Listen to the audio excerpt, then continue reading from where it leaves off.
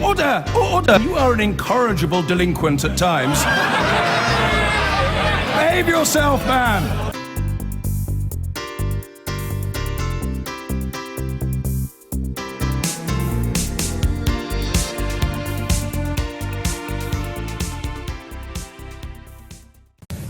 Welcome to this week's Question Time, which comes from Boston in Lincolnshire, the town which recorded the highest Brexit vote in the UK. Now, on our panel tonight, we have the Conservative International Development Secretary, Priti Patel, Labour's Shadow Justice Secretary, Richard Burgon, UKIP's MEP, spokesman on migration, Stephen Wolfe, the playwright and novelist Bonnie Greer, who once wrote an opera about being on Question Time, and the columnist for The Sun and The Spectator, Rod Liddle.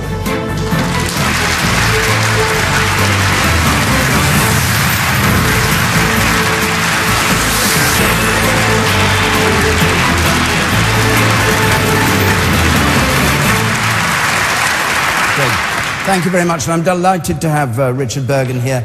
He replaces Emily Thornberry, Shadow Foreign Secretary, who was going to be here but has gone to Israel for Shimon Peres's funeral. Now, remember, as ever, you can join in this debate as it gets going on Facebook, on Twitter, or you can text us on 83981, and do get involved. A question to start with from Alex Law, please. Mr. Law. Is Jeremy Corbyn out of touch with communities like Boston on the subject of unlimited immigration? Jeremy Corbyn, who said famously, we need to maintain free movement across our borders.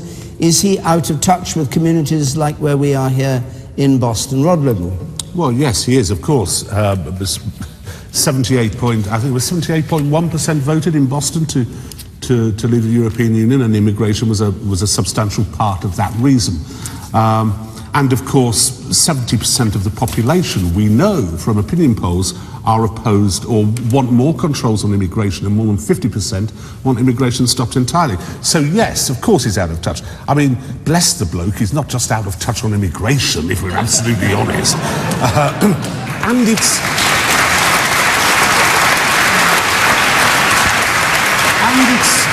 not just Jeremy. I mean, if you looked at the Labour Party conference this week, you know, and I watched it with despair as that mountain of hypocrisy and self-regard, Diane Abbott, stood up and said that anyone who voted, the people who voted for Brexit were bigots and didn't like the look of foreign people. You're meant to be reaching out to new voters. That's 52% of the electorate, Diane, who aren't going to vote for you. All right? 52% you've labelled bigots. And then Shami Chakrabarti gets up and says, oh, don't leave me alone in this country with Essex man. And the snobbery and disdain and loathing that the London left in the Labour Party has for ordinary working people is remarkable. The party that was once the party of the working class.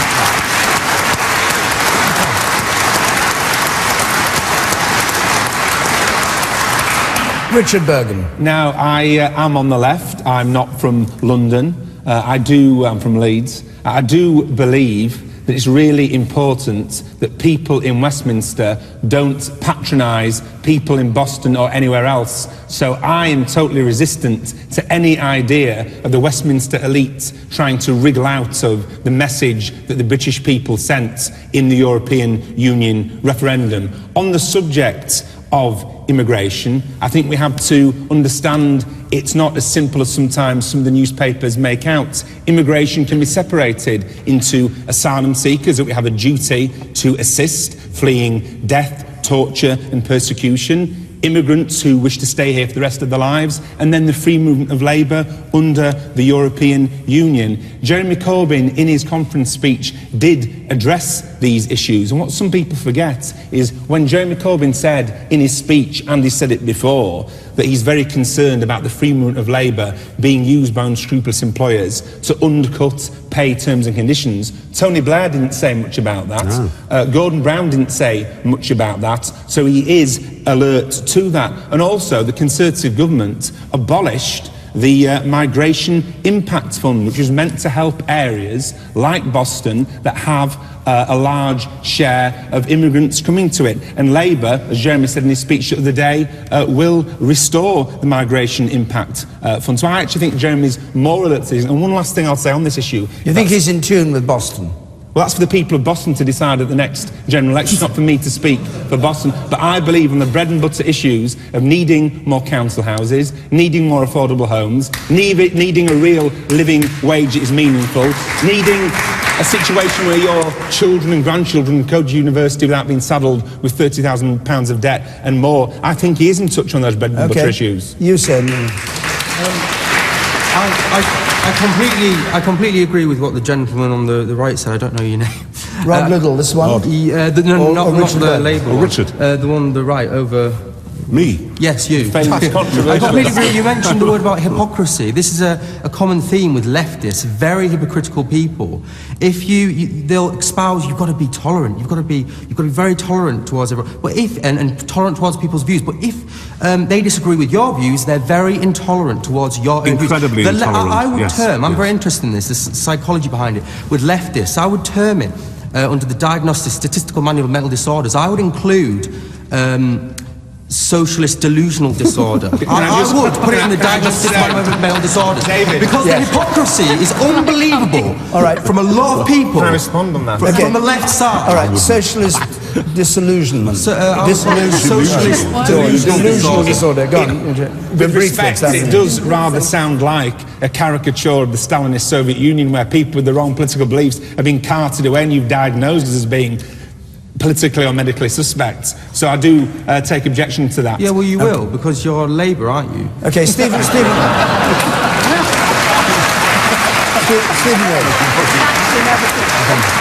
Stephen Couldn't have expressed it any better than myself. The thing about Corbyn is I respect the man for having opinions of views of his own and challenging those within his own party to lead that party. But on this particular issue, all I can say about him is that he is reckless, he's irresponsible, and he is selfish. He's selfish for a man to say that I am relaxed about the numbers of migrants in this country, and I'm not concerned about the numbers whatsoever. It's easy to be relaxed if you live in £1 million house in a nice comfortable zone in London. It's easy to be relaxed if you have a salary provided by you in this audience. It's easy to be relaxed if you're going to have a pension that most people in this country would dream about, whilst here at the Pilgrims Hospital you're having to queue into the early hours to get seen, where you've got 4,000 new houses having to be built to command the numbers of people having to come here, why you've got the rising crime in this area, why people can't get into schools, all the same sort of things, Richard, you and I agree need to be dealt with. And you cannot deal with immigration in this country to create an ethical, fair migration policy without a visa system that controls the numbers of people coming into this country, because you will never know what services you have. You will never know. Never know how much money you are needed to provide for those services, and you will never know how much the migration fund that you require if you can't get a grip of that first. But without immigration, you can't maintain our NHS either. Now that is where you come into a very dignified point, and I accept that. Everybody in this audience, including our party, and if you read my policy, have made it clear, migration into this country is necessary and important. All we have ever simply said is we must not have uncontrolled mass migration because it pushes down wages. All right, Stephen, thank you. We'll hear from one or two more members of our audience. Then we're gone. Yes. The Labour MP said that Jeremy Corbyn wants to listen to the British people, but he's not actually listening to the PLP, who are, in fact, elected by the British people. Right now, he's talking about deselecting them, or other people who are supporting him are talking about deselecting them. That doesn't sound to me like he's listening to anybody apart from himself and the 330-odd people that are part of the membership. I don't know. So the elected MPs are not ruling Labour's roost, is what you're really saying. Let's hold that point for a moment. Let me just hear from one or two other people. You in the middle with spectacles on. Mr. Wolf, you just asked about how Jeremy Corbyn finds it easy to relax while he's sitting in a luxury house in London. not worrying about immigration, it's also easy for us to relax when we have immigrants who have come over here because of uncontrolled immigration, who are doing the work in the fields that we don't want to do. If we were to cut immigration and cut uncontrolled immigration, then those fields would be empty and we wouldn't have the economy in Boston that we do. That's absolutely not. And you, sir? No, that's not right, because the wages, if you've seen the hideous exploitation which there's been of these migrant workers coming over here, there was a horrible case in the paper yesterday of people being paid virtually nothing and living in appalling accommodation. British workers will not put up with that, and they shouldn't. Exactly. You, sir.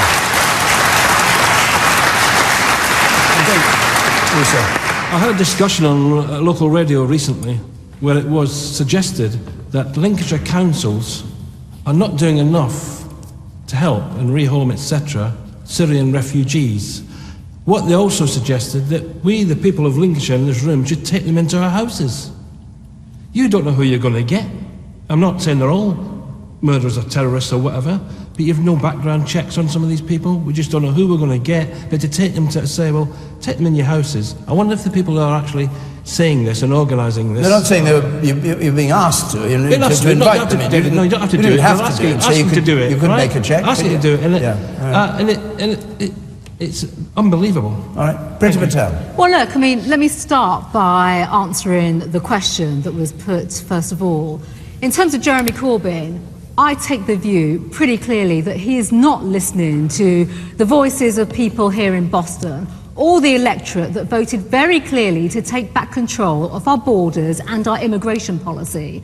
And I think what we have seen recently, even people in his own party, there are Labour MPs who during the referendum campaign were saying that the Labour Party needs to be more in tune with people out and about across the country. And I think it's a terrible reflection, actually, of Jeremy Corbyn, that he still wants to espouse free movement, that he's in denial in terms of what the British public have said and have voted for, not just in the referendum, but also he will not acknowledge the failure of successive Labour governments when it comes to free movement, the lack of transitional controls when Eastern European countries were joining the European Union, when accession states were joining Europe, and the fact, quite frankly, that when it came to access to public services, they were in utter denial about the pressure that uncontrolled immigration was putting on our public services. But you don't have much of a record on it. You presided over the highest rising immigration. No, I think the Tory government net migration is currently at 327,000 a year. I think it's the highest it's ever been. David, there are 2 points I'd like to make. Answer that point first. In the last 6 years, we have taken measures. In fact, there's been legislation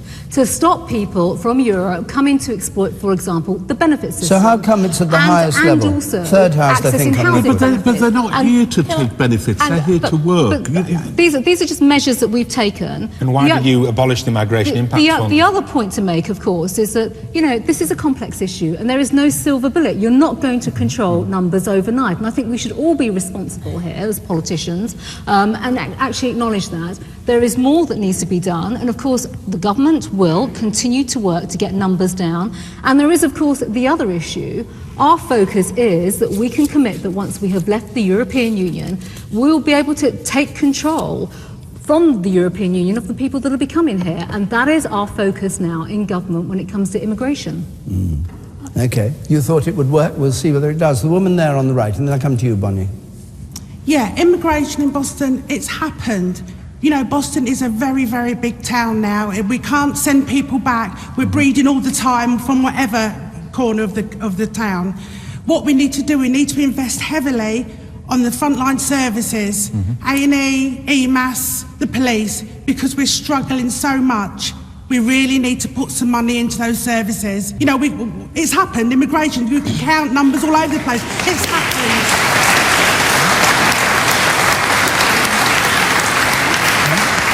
So, from your point of view, is Jeremy Corbyn out of touch, or are you saying that the things that Richard Burgon said are the right is the right Yeah, reaction. completely out of touch, completely out of touch. Completely out of Yeah. But it's the Conservative government that are hell-bent on making cuts to public services in places like Boston and across the country. And we do need an end to austerity and cuts, because that's causing real problems for working-class people in Boston and everywhere else too. But Richard, it's your government let people come in without any provision for public services and didn't even acknowledge the type of numbers that were coming in. I'm not a politician, and I'm the only immigrant on this panel. So I'm not going to come up with any policy stuff. I don't know all of this. It seems to me, looking at it, that first of all, this town and maybe this region has been left on its own. I don't understand. I don't understand why. And I think it has to do with both parties, or maybe three parties. I don't understand why that's happened. That's the first thing. The second thing is that we all know that we live in an aging society. Our country, this country, and I'm a citizen of this country, so I say all, is getting older. And if we look at the example of Japan right now, which has very little immigration, the Japanese economy is in deep trouble because they're not replacing human beings. So there's an economic argument for immigration. I don't know how you want to do it, how you want to make it work, but you need folks in here because the country is getting older. That's unsustainable, Bonnie. No, it is. You can't just keep bringing young people in every few years. I didn't give an answer. I'm telling you a reality. That is a reality. Now, it would seem to me that any party in charge has to look at the reality, the economic base and future of the country, and the fact that we're going to have an enormous amount of pensioners who will not be able to be taken care of. But the third thing I want to say, and this is a harsh thing to say, but it's the truth. We're a migratory species, we human beings, and we move. We move to better ourselves. We move to go and find things we need. We've always moved. We will continue to move. This town of Boston is the second Boston I've been in. The first one is in Massachusetts, and people from your town founded that town. And they founded it because they wanted to have a better life. And they moved. And Boston, and listen, I'm not being flippant about this. I respect everything you're saying.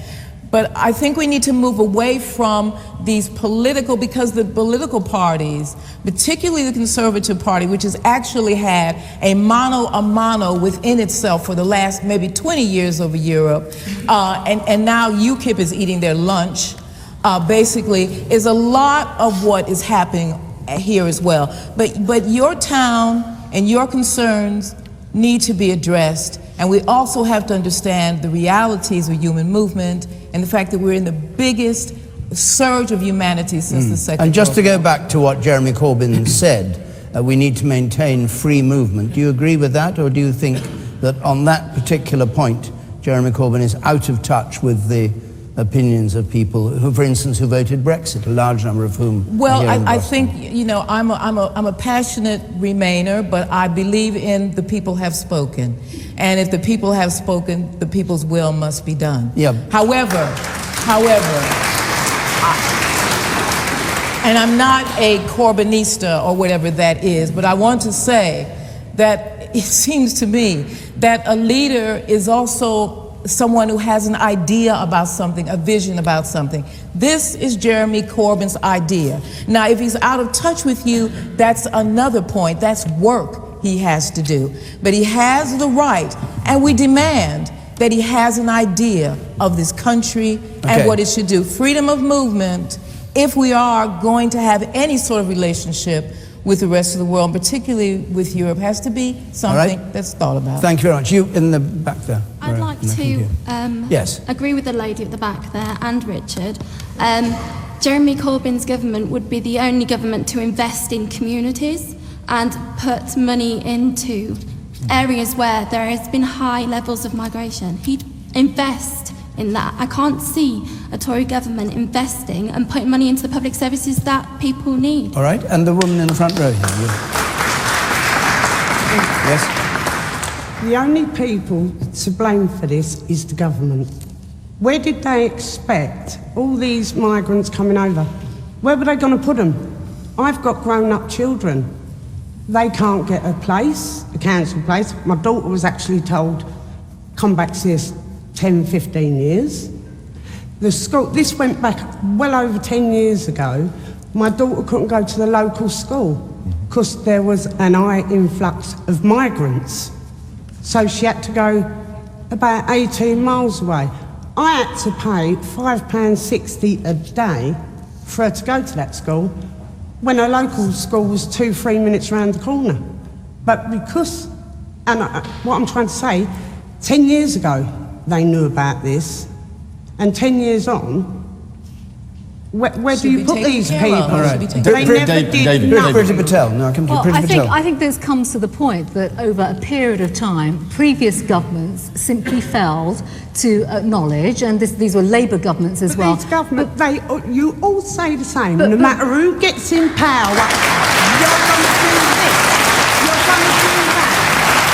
And then the next one in power, they'll say, get us in. Well, let me just say, first of all, you don't do nothing whatsoever. Well, in terms of controlling immigration, there was uncontrolled immigration under Labour, and I think actually Richard needs to acknowledge that. There still is, Priti. But also, in terms of transitional controls, there were no transitional controls under Labour, and as Conservatives we put them in. But the reality is, and you've just highlighted this yourself, people came in, there were no controls, and that amounted to successive pressure on public services. And so the point is, politicians are now responding to, quite rightly, the anxieties and the concerns and the real strain and pressure that we are seeing across the country. And I was out during the referendum campaign, every day travelling the country, and this was the #1 issue that came up in terms of pressures on public services and how communities felt disenfranchised from the political leaders in Westminster who they quite categorically said were doing nothing about addressing these concerns. So going back to Labour, this just shows how out of touch Labour are, how out of touch Jeremy Corbyn is, but also the fact is we've had the referendum, we are committed now in government to get on and do the right thing and deliver Brexit and get on with the immigration. We have to wait for you to decide when we leave. Okay, we'll come to that question in just a second. I want to go to the woman on the woman on the right. There, you've spoken already. I'm going to the woman up there, in the third row from the back. Yeah, third row. Eric Pickles axed the Migration Impact Fund in 2010, and the Tory party has been complacent about levels of immigration ever since, and they've just been completely complacent. Okay, Rod Liddle, you want to come in, and then we'll move on to the next question. No, my point was just addressing the original question, was is Jeremy out of touch? He is at, and think of it, 26% Labour is in the opinion polls at the moment. That's below Michael Foot in the 1983 general election, meant to be the nadir of all Labour performances. Out of touch doesn't mean he's wrong, Rod. This man... Hang on, just let me finish. When Labour was actually up against a woman, a Prime Minister who'd won a popular war and a credible opposition in the SDP as well, at 26%, and with a popularity rating and an approval rating of -100. Even I struggle to get that. This town is asking... All right. Let me bring Labour in on this. The bubble gets smaller and smaller, and they wrap themselves in it, and they don't give a monkey's what people Richard outside Burgon, that bubble think. Richard Burgon, you are I'm going to go... Well, when we've had an answer from him, I'm going to go on because we want to talk about Brexit, but just on Corbyn and on what Rod Liddle has said. Well, in Jeremy Corbyn's speech at the party conference in Liverpool the other day, he did say that we have an electoral mountain to climb, and the opinion polls that Rod has outlined show that that's the case. But I think one of the main reasons for those opinion polls are the last 3 months of an unnecessary leadership election. It's time for Labour to look outward, take the fight to the Conservatives. It's also time on this whole issue of austerity, this whole issue of cuts and lack of houses, lack of services, to hold the government to account for their political choice of making everyone in this audience pay the price for a bankers' crisis in 2008 that they didn't cause. It's always someone else's fault. It's always someone else's fault than the government's that there isn't enough council houses. It's always someone else's fault than the government's that there aren't enough jobs. Perhaps it's the government's fault. Perhaps it's their fault for making you all pay the price for a crisis that you didn't cause. All right. Thank you. Now we're going to go on to another question, but just before we do, Neath in South Wales is going to have a visitation from Question Time next week, and Hendon in North London the week after that. I'll give the details of how to apply at the end of the programme again, but if you have a look on the screen there, if you'd like to come to Neath or Hendon and have your say, that's how to do it. I want a question, please, from Martin Bontoft. Martin Bontoft. Isn't it time that this government stopped dithering over Brexit? Which is what you feel they're doing, presumably? Yes, I mean, I think we're at a stage where we need some very strong leadership, as much so in my lifetime as any other time. Stephen Wolfe. The government has to move rapidly, effectively, to ensure that the will of the people is complete. And what the will of the people is that we leave Brexit. I hear these arguments that the 48% versus the 52%. Well, here in Boston, you were the 76.5%.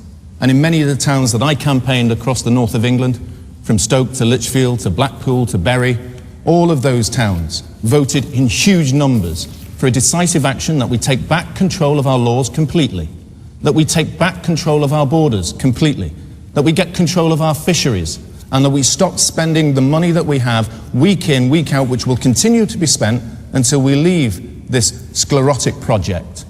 And that is why we need to move exceedingly rapidly. But exceedingly rapidly is one thing. Do you think the government is actually dithering? Is your view that it could have done more sooner? Look, I've opened my mind to this a little bit. What does that mean? And what I meant by it is that, you know, all of our parties, including our own, have had these election processes going on. I've seen that Theresa May has put in Liam Fox and David Davis into significant positions. And people do have to listen to the arguments about how we achieve the ultimate goal of ensuring that we get Brexit. There's no hard Brexit. There's no soft Brexit. It's just simple. It's Brexit. And we're here to make sure that it happens. That's what the Prime Minister says. There's no difference between soft and hard, in your view? No, there isn't. Because quite clearly the arguments were that those 4 points that I talked about, control of our money, control of our borders, control of our fisheries, and ensuring that we stop spending our money and make sure, as we talked about, Richard, that that money comes back into the coffers of the UK, the billions that are currently being spent on projects across Europe, to ensure that we do have the funds. Because when we talk about the economics of the Labour Party, it's in fantasy world. When you have nearly 4 million people coming to this country in 10 to 11 years, when you have, as we looked here in Boston, the costs are in the hundreds of billions, not the 50 or 100 million that are proposed. Yeah. And when we leave the European Union, when we leave, that is the time that we'll be able to take that money back, controlled into our pocket, and spent on the services that this town and hundreds of towns and cities across this country need. Well, we know what the various parties' policies are, but what the question Martin's asking is about whether the government's dithering. And Priti Patel, I put to you what Ken Clarke said today. Nobody in this government has the first idea of what they're going to do next on the Brexit front. Exactly. Well, that's Ken Clarke, much admired. I know he was a Remainer, but much admired for his observations on politics. What do you say to that? Well, I have pure respect for Ken, but we have a plan, and our plan is to make a success of Brexit. This is a unique opportunity for us. It is a golden opportunity for us now when it comes to looking to the future, being outward looking, leaning out in terms of our place in the world. Stephen's already highlighted some of the key things in terms of money and what we will get back. But I think it's important to say a couple of things about negotiations. And it's wrong to say nothing is happening. You know, Theresa May has shown very, very clear leadership. She's set up 2 new government departments focused on leaving the European Union. This is not going to be a straightforward negotiation. We are in that process. She's leading on that. She's already started to speak to European Union leaders, and that is the right thing to do.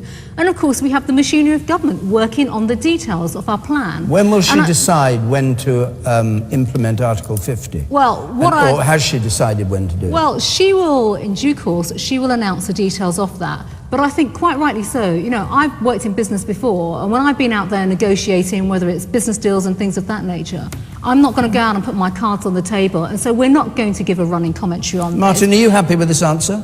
Well, the problem I have with this is it was put to the electorate quite simply, remain or leave.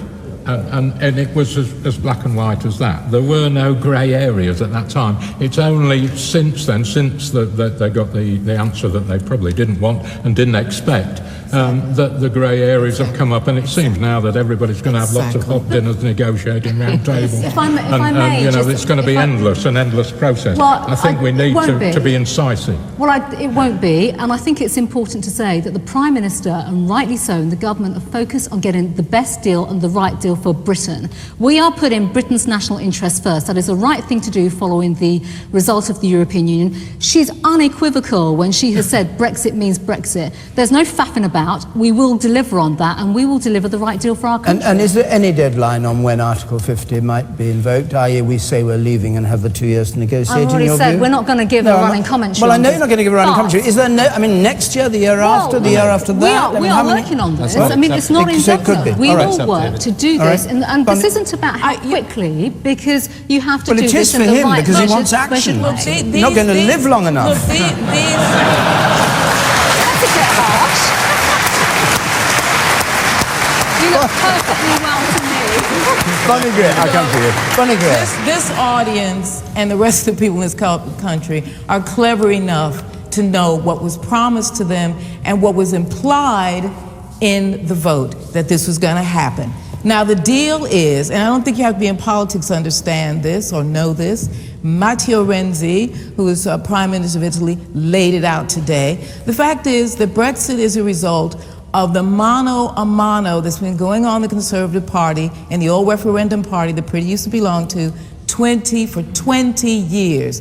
David Cameron decided to put this thing out, put the referendum out here in order to outflank his right wing. And as that gentleman said, he got the wrong answer, and that's why he resigned. Now, you have a situation where you have people in court who are at the High Court to ask this question, which this government never dealt with. Does the Prime Minister have the right to use the royal prerogative to trigger Article 50? Now, the fact that the past Prime Minister didn't do that, didn't find out if she was able to do that, we don't even know. There's tons of things. We've got 2,000 pages of legislation. There's 40 years of legislation. You'll need 365 civil servants alone to administer this, but they didn't think of that because you guys were supposed to do this. You see, that's what it's about. Okay, no, hold on. No, wait. Richard, now I'll come to you. I will come to you. Richard Burgon. Well, firstly, to make it clear, Britain needs to leave the European Union because the British people decided to leave the European Union. No ifs, no buts. But what we need is a clear vision of what a Britain post-Brexit looks like. And I want to raise two issues. And hang on, do you need that before you invoke Article 50? Well, we want to hear from the government, and we haven't heard so far what kind of post-Brexit Britain they're proposing. To be precise, you would like the government to say, we have now, this is what we're aiming at, and we will now invoke Article 50. That's what the government should do. The government should make clear the post-Brexit Britain they're negotiating. And there's two important Even though people won't talk to them before they've done it. There are two important areas that I want to raise. I don't know what employment law is going to look like post-European Union exit. I want the government to say they're going to keep the workers' rights that people in this country benefit from. And I have to say I don't trust the Conservative government on employment rights, partly because Pretty, and I have to mention this, did say once they enter the workplace, the British are amongst the worst idlers in the world. She said that in 2000. Okay, what's your second point? And my second point, it's in a book that you co-authored, Britannia Unchained. My second point is on human rights. On this very show, 5 years ago, Pretty revealed her enthusiasm for bringing back the death penalty, even if it meant innocent people dying. So is it any wonder that people like myself don't trust the Conservatives, either with employment rights or with your human rights? Penalty in the European Union. I think we're slightly off the point, aren't we? I think it's very important. I think it's very important. I think it's very important indeed. Employment rights and human rights. Hugely off the point. The point is very, and your party doesn't believe that Britain would be successful outside of the European Union. I think we can be. I think Liddle, and then we'll come to members of the audience. I think Bonnie was a little bit naughty, if I may say so. That's all right. It's all right. That having said, yes, you know, we had this vote, and it was a vote to leave, and therefore we must leave. And then to start bringing up this bizarre court action, whereby these remaining sulking Remainers totally unable to get over the fact that it's the same. Do you know what it is? Stop playing to the gallery. It's not playing to the gallery. It is playing to the gallery because we are a nation under the rule of law. I'm aware we're a nation, now, Bonnie. Thank you. If somebody wants to go to law to ask a question, we you're going to voted disparage to them. leave Bonnie, this is my point. the European Union. It is absolutely clear. It's increasingly clear. Hang on a minute. Let me speak for a second. It's increasingly clear to the Remainers, who are increasingly of a view that we should never have another vote and that Article 50 should be triggered. Now, as it happens, I don't agree with this gentleman. I think that the government isn't doing a bad job on Article 50 at the moment. I want the government to work so that Britain gets the best possible deal out of leaving the Union. And secondly, and if that takes a few years, I don't mind that. And imagine how much better our position will be if, for example, France votes to leave the EU, which is entirely possible within the next year or 2 years. So I have no problem with the government's policy at the moment. You don't seriously believe that a vote of the people of this country who decided to leave the European Union should be decided by a judge in chambers? No. That it's his decision over the people of this country. Hang on. An unelected body of the House of Lords he's not asked to decide hold up legislation to stop it. He's being asked, as I understand it, to say whether Parliament... Ken Clarke, go back to Ken Clarke. He said, I think his words were, I'm not going to be told how to vote by an opinion poll. Meaning the referendum. Ken Clarke is seeking to get the Legion of Honour of France by keeping us in the European Union. Let me go back. I am not somebody who thinks that there should be a second referendum. That's wrong. That's wrong. But we are a nation of laws. It is okay to go to law, to ask a question. Do we make a decision like this by plebiscite, or do we go back to our representative democracy? It is a question. And to imply or even to state that it's wrong for someone to want to go to court to ask the question of our nationality. So you don't want a second referendum, you just want to say, let's not do it. All right, let's go back. Let's leave the law courts for a moment. Go to the woman up there, assuming you're not part of the legal profession, madam. I just wanted to come back to something that Pretty said. I appreciate negotiations really important and getting your ducks in a row. I'm a procurement manager. I negotiate day in, day out. But what I really want to know is when the government are going to stop negotiating with people's lives and futures and guarantee the right to remain for those that have been here a long time and have lives and families. The guarantee of the right to remain. We've been clear, the Prime Minister has been clear that, of course, nothing changes until we leave the European Union, and she is working to give that guarantee, and she has said that categorically. There are some things you don't negotiate on, though. The man at the very back there. You, sir, in the middle. I'd say making a success of Brexit is not really a policy position, is it? I agree with the member for UKIP that the money we send to Europe would be better spent in the likes of the NHS and that. But it still doesn't really solve the problems we have. Why doesn't anyone from any party really look at the likes of Bernie Sanders, who suggested taxing at a fraction of 1% the speculative trading and raise hundreds of billions a year? Okay.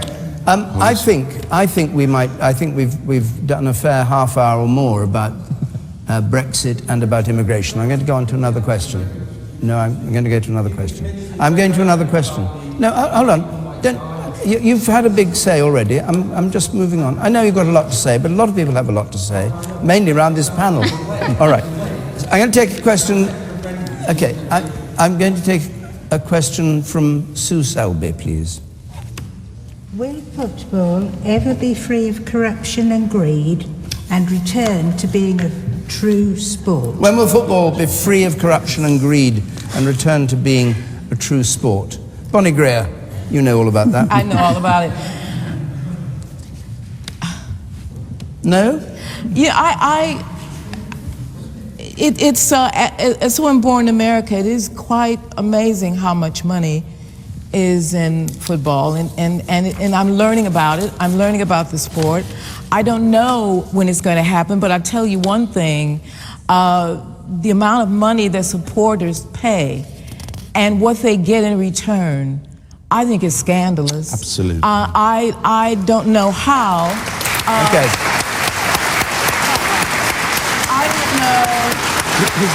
I don't know. You know, someone getting $350,000 a week. I don't get that, and I don't quite understand why the supporters. And you know, I'm saying this with respect, but I don't understand why the supporters haven't had some sort of revolt about this, because it's outrageous. Really. Okay, let's be brief on this one, because I've got another question I want to come to. Priti Patel. Well, I think what we've seen this week is, it's shameful. Shameful beyond all belief, it really is. So obviously, whoever now comes in as the New England manager in particular, they're going to have to really raise their standards. I think the FA in particular need to look to themselves, look to their practices, and actually say, enough is enough. I think it's just atrocious what we've seen, but clearly there's a long way to go because of the excessive pay that exists in football, because of the excessive fees that are associated with the transfer of footballers with players. And quite frankly, it's a sport that is dominated by money, and nothing's going to change that overnight. It really isn't. So this will now be about ethics and standards and making sure that those that are at the top of the game in football are transparent and are good, strong role models. Okay. Richard Burgon. Back when football was cleaner than clean and whiter than white, Leeds United were the best team in Britain. And in Europe, in the 60s and 70s, but on a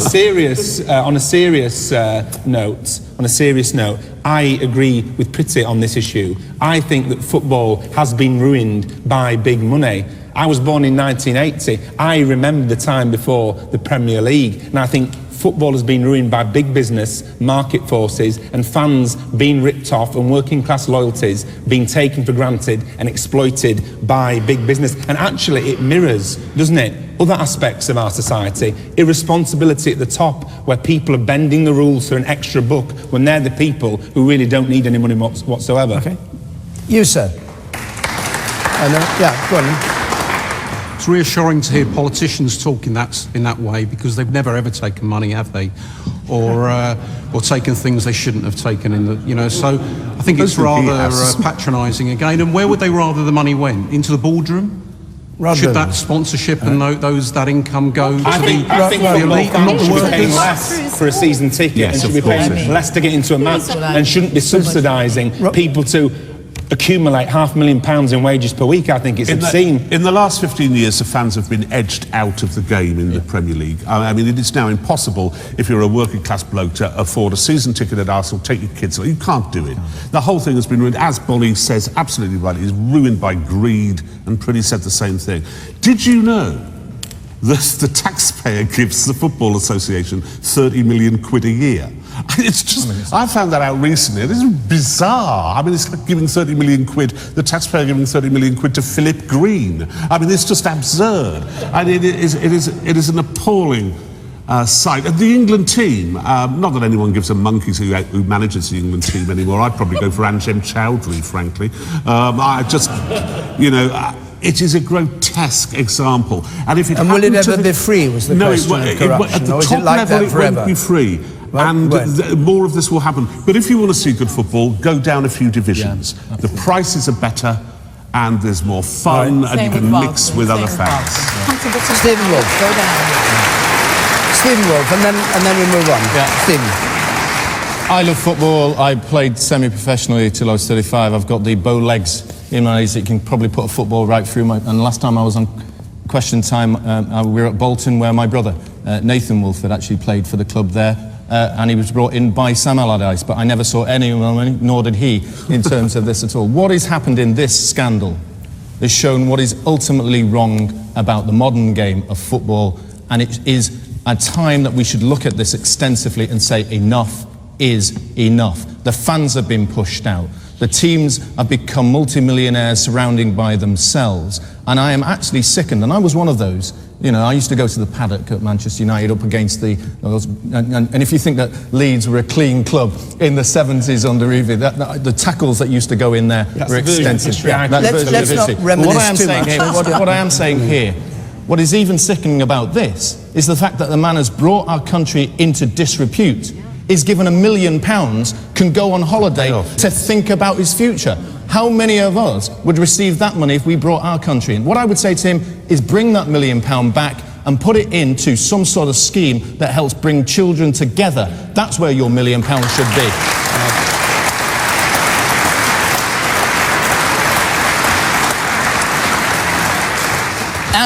Andrew Sherwin, let's have your question, please.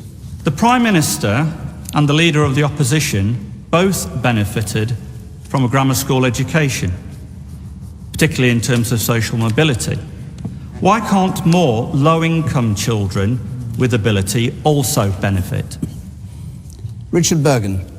Well, I'm against the Conservatives' plan on this, so maybe I disagree, I think, with Andrew on this particular question. I don't think we want to go back to a 1950s style world of education segregation where young children are called failures or successes at the age of 11. It does scar some people for life. And the evidence shows that grammar schools actually don't increase social mobility whatsoever. I think we really need an education policy so that everyone gets a good quality of education and so they're not separating our young people off. What kind of message would it send to your children if you're saying you're not allowed to go to this school with your friends because you didn't pass this exam? I think it's deeply, deeply divisive, and I don't think it's that popular amongst Conservative MPs either. So I think it's a real failure of judgment on the Prime Minister's part to bring this policy forward. Andrew, do you want to reply to that? Right, and I think arguing about grammar schools in terms of what happened in the 1950s is a bit like arguing about what happened in the football in this country in the 1950s and 60s. I think that's rather irrelevant. If you look at what grammar schools can offer now in terms of access into higher education, social mobility, it is there. The problem is that not enough children from lower economic backgrounds get access into grammar schools. That's why there isn't the social mobility that you're talking about. One of the reasons it's not social mobility is because it bankrupts people to go to university. So we need to bring back student grants, for example. Come back to grammar schools. Stick with that. Look, I think we need to look at this in the wider context of schools and, you know, much of what we've been doing over the last 6 years, getting more children into good and outstanding schools. That is the right thing to do. That's been a big focus for our government, and as a result there are now 1.4 million more children in good or outstanding schools. But the reality is there are something like 1.25 million children that don't have access to a good or outstanding school place. And rightly so, we are saying that the selective school system, grammar schools or faith schools, should actually be part of that provision. They should have the opportunity to now to work with other schools that are underperforming to create more good and outstanding school places, and that's across the country. And that means new diverse ways of working, new partnerships. And to Richard's point, this isn't about going back to the 1950s. We're not going back to a binary system that existed previously of, you know, failure or, you know, selection in that sort of very crude term.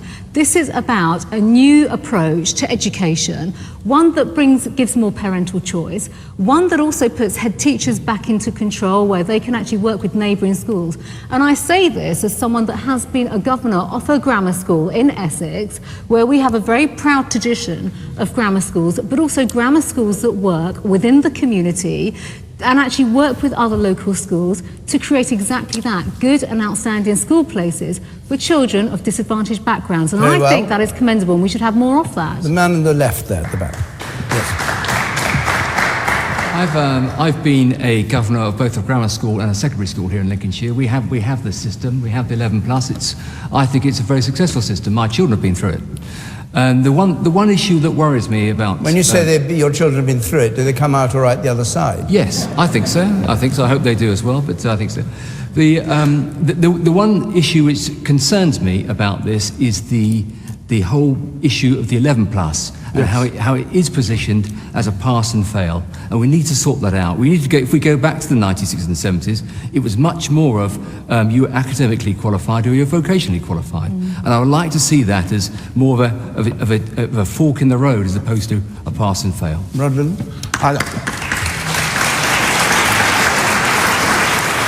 I think I'd agree with that 100%. I'm in favour of selection in some form. I'd rather have a comprehensive school which was rigorously streamed, if I'm absolutely honest. But I don't trust the comprehensive schools at the moment, the way that they're being run, to do that rigorous streaming and to value the very top. I do feel a bit misted by nostalgia about the 50s and 60s, because it was a time of social mobility, and grammar schools did play into that. Even though many working class kids got stuck in a secondary modern which wasn't a very good school, some got through. More than they do now. Yes. However, I also live in a county where there are grammar schools, and I am in absolute agreement with Richard that it does not facilitate social mobility now. It makes it much, much worse. There is no question there are more private schools as a consequence. It tends to be the most affluent kids who get into those grammar schools because the parents have the money to get the tutors to get them into private schools before that. Absolutely no question about it. So I'm in favour of selection, but I don't agree with the 11 plus at all, by the way. The woman up there, and then I'll come to you. Yes. I went to a grammar school, and my husband works at the grammar school, the boys' grammar school here in Boston, and I'm very pro-grammar school. But I want to know, what are the Conservative Party going to do for those who aren't as academically minded? Where's the provision for them? All right, well... there used to be provision, the technical schools as well. It used to be a tripartite system, and that was a better idea. Because there's no provision now, so if we're bringing in extra grammar schools, if there's no provision now, there's certainly not going to be any provision if we start dividing them up, is there? Just briefly, Bridget. Well, and then this is the point about having more for a diverse education system. This isn't just about having grammar schools. This is about growing the places, the number of good and outstanding school places. But importantly, giving children new opportunities. So vocational education has grown and grown over the last 6 years. You know, we have something like just under 3 million more people in apprenticeships as well. And that's what this is about, you know, having an education system that is diverse and actually that supports everyone of every ability so that they can get on in life. And I think that's incredibly important. This is my point. We're not going back to the 1950s. This is not the binary system that we had in the past. So you're not going back to what David Cameron criticised when he was leading the opposition? This is not... When he said there's a kind of hopelessness about bringing back grammar schools. No, this is not about recreating the old system. Bonnie Greer, and now come to you, I just make an immigrant's observation, if I may. It always fascinates me. It seems that the country is obsessed with selection. I don't understand it. Why can't everybody have access to top-level education in the most important language on the face of the earth, English? Why can't they have the best education possible in mathematics? Why can't everybody have that? Why can't it be?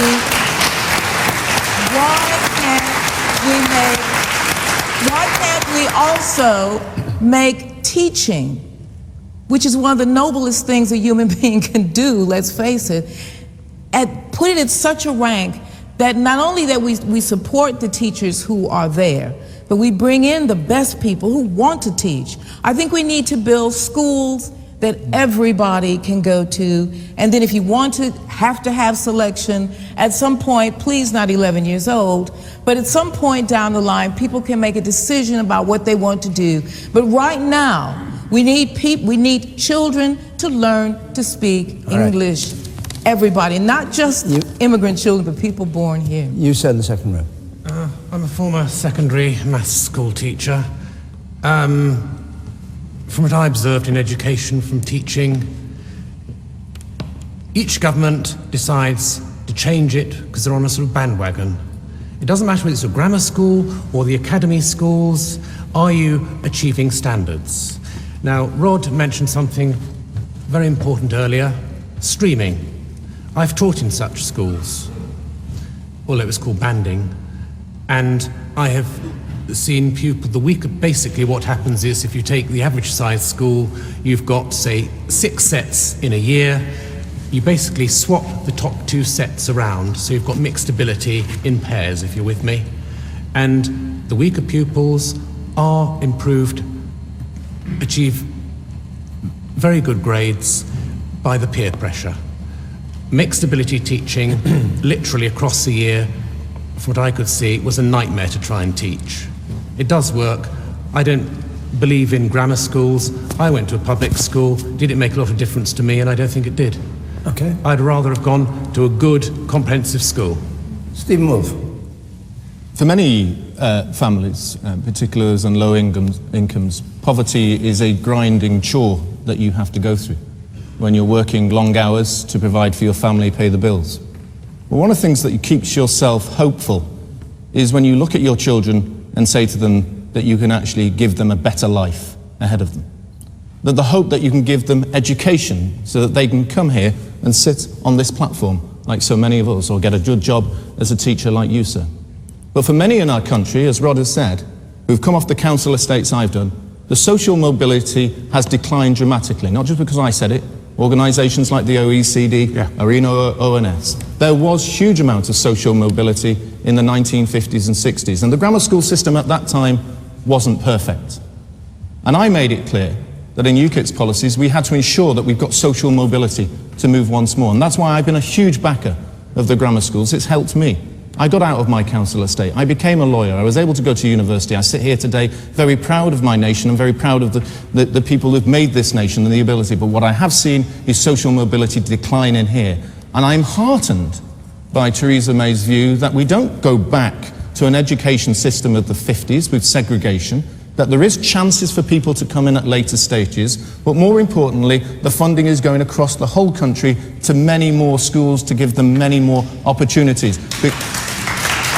And if I just raise this one final point. There is nothing wrong with selection. We've just had an amazing Olympics where our sports people are selected and taken off to training colleges. We shouldn't have survival of the fittest in education. No, hang on, Richard. When you talked about segregation in the 1950s, the only segregation in education in this country at the moment is you get into the best schools if you can afford to get into the best areas with the best money. And your government put that policy in place. Okay. And what I will say finally is we have to encourage other people who don't believe that they don't want to go to university. There are great talents in this country. Why is it that we can look at Germany and they have great technical colleges and believe in the engineers? If we're going to have this policy of grammar schools, we've got to have the technical colleges that go with it. We've got to have the colleges that work for sport. We've got to have those who work for engineers. We've got to make sure our education is for all, not those, and leave no one behind. Okay. You said with the spectacles in the blue shirt. Yes. I'd have to agree with Stephen and Rod on this. It's almost like there's some kind of stigma against segregation. Obviously, that sounds quite bad in a sense, but it's like if you're going to a grammar school like I do, for example, I think some kids have different aspirations for life, and it's like I think the state school system, at least from what I've seen, it's more focused on getting the D's to the C's rather than the B's to the A's or the A stars, and it's like people... It's just like, I think it works more efficiently if you specialise it in that manner. Yes. Very briefly, Rod, do you agree with him? I agree entirely. I think it's a huge problem. I mean, I do have a problem with the idea of the 11 plus. I think it's an iniquitous and very stressful exam and cruel, frankly, to the 11 plus, the 12 plus, the 13 plus, which is... I mean, yes. Or you can do it through SATs tests, of course, which you could do. Okay. I'm sorry, our time's up. All the hands go down again. It's an hour we have, and we've used it.